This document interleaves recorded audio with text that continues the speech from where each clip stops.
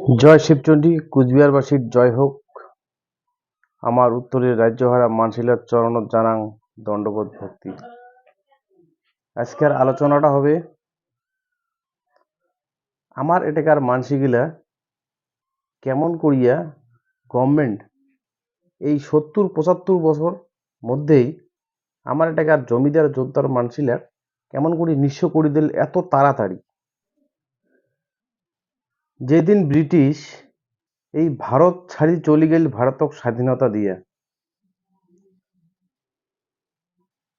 সেদিন থেকে ১৯৪৭ থেকে ১৯৪৯ অবধি আমার কুচবিহার একটা স্বাধীন রাজ্য ছিল, সবাই জানেন। ১৯৪৯-এ যখন ভারতের সাথে আমার মহারাজার মার্জার এগ্রিমেন্ট হয়, সেই মার্জার এগ্রিমেন্টে আমার মহারাজা খালি নিজের কিছু পার্সোনাল শহরত বা এদিক ওদিক পার্সোনাল সম্পত্তি রাখিয়া টোটাল সম্পত্তি আমার কুচবিহারের মানসিক দিয়া বা উমার মহারাজা আমার প্রজাগণক দিয়া আমার রাজ্যের শাসন ক্ষমতা টোটাল ভারত সরকারের হাতত তুলে দেয়। চক্রান্ত করিয়া এটা কোয়ারবান কূটনৈতিকে কোয়ারবান চক্রান্ত করে নেবেন, মানে এটা একদম অনৈতিকভাবে কাজ করছে। এটা আমার যে গ শ্রেণীর রাজ্যটা মার্জার এগ্রিমেন্টত হয়েছে বা দেওয়া বা লেখা লিখিত আছে, সেই মার্জার এগ্রিমেন্টটা অমান্য করিয়া ১৯৪৯-এ পরে আমার এই কুচবিহারের গ শ্রেণীর রাজ্যটা, যেটা মার্জার এগ্রিমেন্টে লেখা ছিল গ শ্রেণীর রাজ্য, সেটা প্রাদেশিক একটা আইন, যেটা ব্রিটিশের আইন ছিল, সেই প্রাদেশিক আইনের বলে আমার এটাকার গ শ্রেণীর রাজ্যটা পশ্চিমবঙ্গের সাথে যুক্ত করে দিল। এটা চক্রান্ত কায় করিল।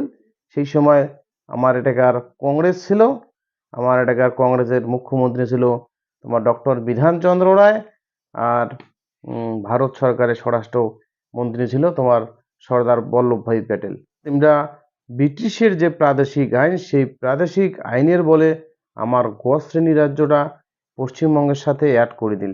কিন্তু এইটা একদম অনৈতিক, কারণ সেই সময় ভারতবর্ষের তোমার সংবিধানত এইরকম আইন বলতে কোনো কিছু ছিল না, যেটা গ শ্রেণীর রাজ্য মার্জার এগ্রিমেন্ট হিসেবে ভারত সাথে যুক্ত হয়েছে।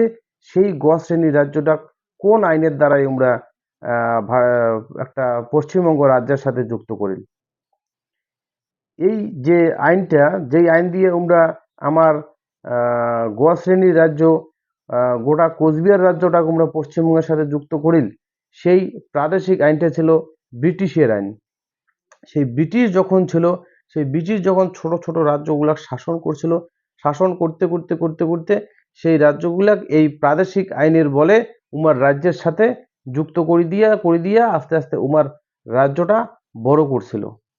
তো সেই আইনটা ব্রিটিশের ছিল। সেই ব্রিটিশ চলে যাওয়ার পরে ১৯৪৭-এ গেল ব্রিটিশ, তারপরে ১৯৪৯-এ আমরা হইলাম ভারত সাথে যুক্ত।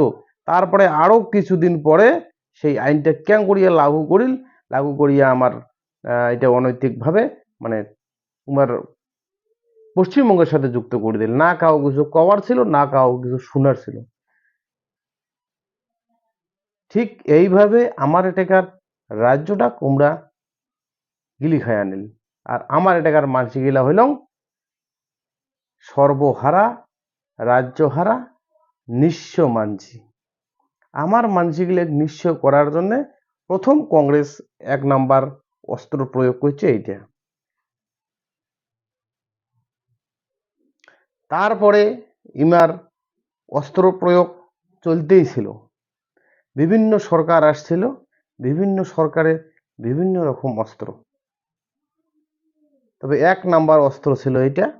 তারপরের থেকে আমরা আস্তে আস্তে আস্তে ছোটখাটো অস্ত্র চালাইতেছিল। তারপরে ১৯৬২-তে চীনের সাথে যুদ্ধ হল ভারত সরকারের।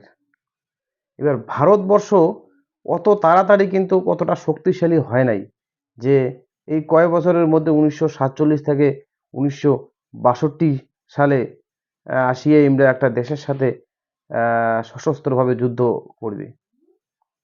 তখন এই সেনাবাহিনী খাবার দেওয়ার মতো, খাবার জোগাবার মতো ভারত সরকারের ক্ষমতা ছিল না।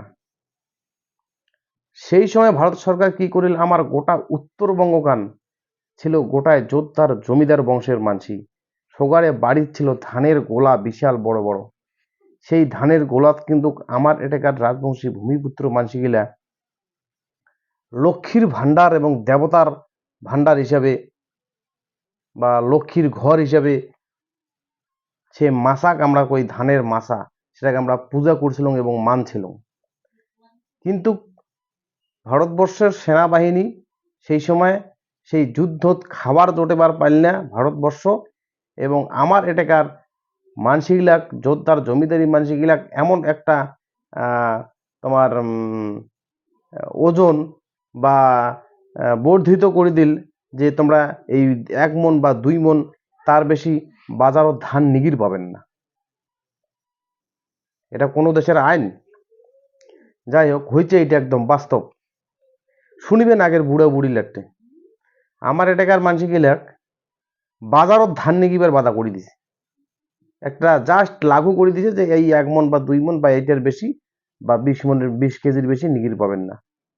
তারপরে অনৈতিকভাবে এটাকার পুলিশ এবং সেনাবাহিনী আসিয়া আমার এটাকার মানুষের কিন্তু শুনিবে না, বুট জুতা পিন্দিয়া মাছা উঠিছিল, মাছা উঠিয়ে ধান নিয়ে গেছিল, নিয়ে যায় সেটা সেনাবাহিনীর একমাত্র খাবারের জন্য নিয়ে গেছিল।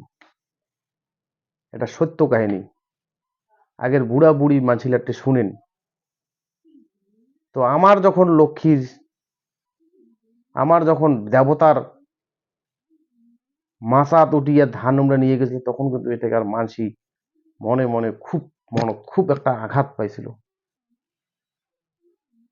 তো সেই আঘাতের বলে হোক বা অভিশাপের বলে হোক বা ভগবানের কৃপায় হোক, আর বেশি দিন কংগ্রেস সরকার কিন্তু পরে আর আমার রাজ্যত থাকির পারল না। তো তারপরে আসিল কোন সরকার? তারপরে আসিল সিপিএম। সেই সিপিএমও কতলা ব্রহ্মাস্ত্র মতো শক্তিশালী